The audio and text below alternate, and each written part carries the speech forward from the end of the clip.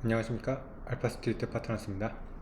2024년 6월 24일 월요일 마감 시장 보겠습니다.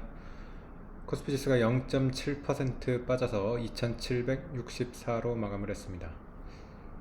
오늘 코스피 제법 빠졌습니다. 저번에 2800을 돌파한 이후에 거의 바로 빠져버렸습니다. 이틀 연속 2거래일 연속으로 하락을 했고요. 2800 안착하기가 역시 쉽지 않네요. 다시 약간 하락 추세로 이렇게 가고 있는 그런 모습입니다. 지난주 금요일 미국은 그렇게 큰 움직임은 없었습니다. 다우가 0.04% 올랐고요. 나스닥은 0.16% 빠졌는데 종목별로는 조금 움직임이 있었습니다. 엔비디아랑 브로드컴이 좀 크게 조정이 나왔습니다. 엔비디아가 이틀 연속 빠졌죠. 엔비디아도 보면 3.2%가 더 빠져가지고 126불까지 밀렸고요. 브로드컴 같은 경우도 4%가 또 빠지면서 지금 AI 반도체 쪽이 좀 이틀 연속 빠지고 있습니다. 마이크론 같은 경우도 계속 빠지고 있어서 지금 3% 빠져서 139불까지 이렇게 빠졌습니다. 그래서 워낙 많이 올라왔던 반도체 주식들이 좀 빠졌고요. 나머지 종목들은 그렇게 큰 움직임은 없었습니다. 오히려 아마존 같은 경우는 요즘 주가가 좋아요. 1.6% 올라오면서 다시 사상 최고치 근처로 가고 있고요. 마이크로소프트 그리고 알파벳도 괜찮았습니다. 애플과 메타가 1%씩 빠졌고요.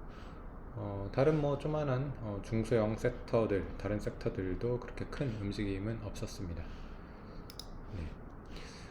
우리 증시가 오늘 많이 빠진 거는 아무래도 하이닉스 영향이 좀 컸던 것 같습니다. 주요 종목 중에서는 하이닉스가 하락폭이 컸는데요. 4.7%가 빠졌습니다. 하이닉스 같은 경우는 최근 고점이 24만원대까지 갔는데 고점 대비로는 거의 한 10% 가까이 지금 밀려있는 그런 상황이고요. 아무래도 이제 투자자들이 좀 걱정을 하기 시작하는 것 같습니다. 하이닉스 워낙 실적 좋을 거로 예상이 되긴 하지만은 이 반도체 산업이 워낙 사이클 산업이라서 지난번 사이클 때 2021년이죠.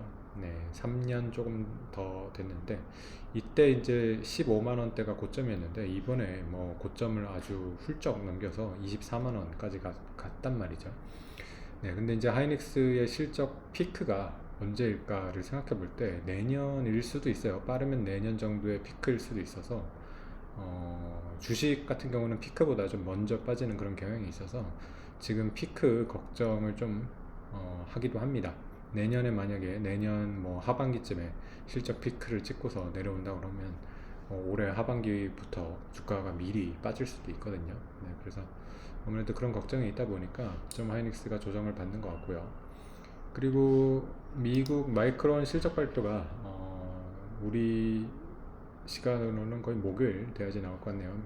미국 수요일에 발표를 하기 때문에 그래서 마이크론 실적 발표가 또 중요할 것 같습니다. 얘네들 실적이 얼마나 잘 나오는지 그리고 또 가이던스를 얼마나 잘 제시를 하는지에 따라 가지고 반도체 시장이 좀 더 갈 수 있을지 아니면 이제 피크 우려가 나올지 그런 좀 기로에 서 있는 것 같습니다.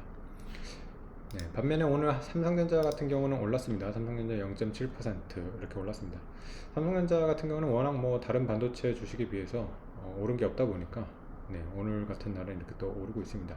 미국도 보면 AMD 같은 주식이 좀 그렇죠. 엔비디아에 비해서 워낙 오른 게 없다 보니까 엔비디아 빠질 때 AMD가 좀 오르는 그런 모습도 종종 보이는데 우리 시장도 좀 그렇습니다. 삼성전자가 오늘은 하이닉스 이렇게 빠졌는데도 올랐습니다. 다른 종목들도 그래도 오늘 좀 오른 종목들이 많이 보이는데요.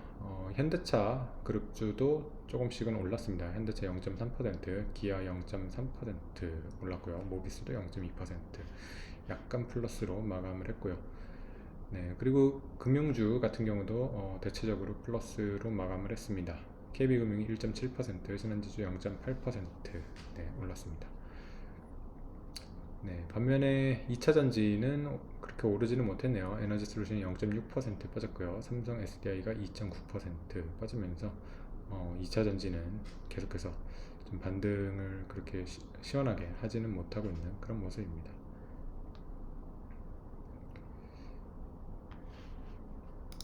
네, 오늘 수급 보시면 외국인이 3,800억 정도 팔았고요. 음, 외국인이 팔면 떨어지고 외국인이 사면 올라가고 정말 우리나라 뭐 증시는 지금 외국인의 매매 동향에 따라 가지고 움직이는 그런 증시가 됐습니다. 워낙 뭐 지금 기관 그리고 개인들이 다 돈이 없어요 보면. 특히 개인들 같은 경우는 그나마 있는 돈도 지금 미국으로 이렇게 나가기 때문에 거의 국내 증시 자체가 대주주와 외국인 뭐 이렇게 거의 크게 보면 두 세력밖에 없는 그런 상황이라서 계속해서 좀 네, 외국인 움직임에 따라 가지고 이렇게 지수는 왔다 갔다 하는 것 같습니다. 네. 요즘 보면 코스닥이 좀 많이 빠지고 있는데 코스닥이 좀 밸류에이션이 부담이 많이 됩니다. 워낙 코스닥이 비싸가지고 네. 또 금투세나 이런 영향도 코스닥이 받고 있는 것 같아요. 미리 좀 준비를 하는 거죠. 아무래도 코스닥 중에서 좀 자금이 빠져나가다 보니까 계속해서 밀리고 있는 그런 모습입니다. 코스닥 시장 보시면 좀 지표상으로는 상당히 안 좋습니다.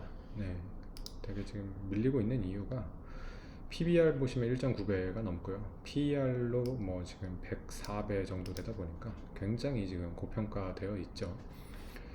네, 지수가 PER이 100배가 넘는 이런 상황이 계속되고 있는데 사실 PER로 봤을 때는 코스닥 지수 반토막 나도 이상하지 않는 그런 수준이고요. 네, 코스피 같은 경우는 그래도 조금 낮습니다. 뭐 PBR 기준으로는 1배 정도고요. PER 기준으로는 거의 18배, 19배 정도 왔다 갔다 하니까 네, 코스닥보단 나은데 그렇다고 지금 코스피도 싸다고 볼 수는 없습니다. 거의 뭐 19배 가까이 되니까요. 우리 증시에 어떤 주주 환원이 안 좋고 그런 가버넌스가 엉망인 거를 생각하면 네, PER이 상당히 높은 편이죠.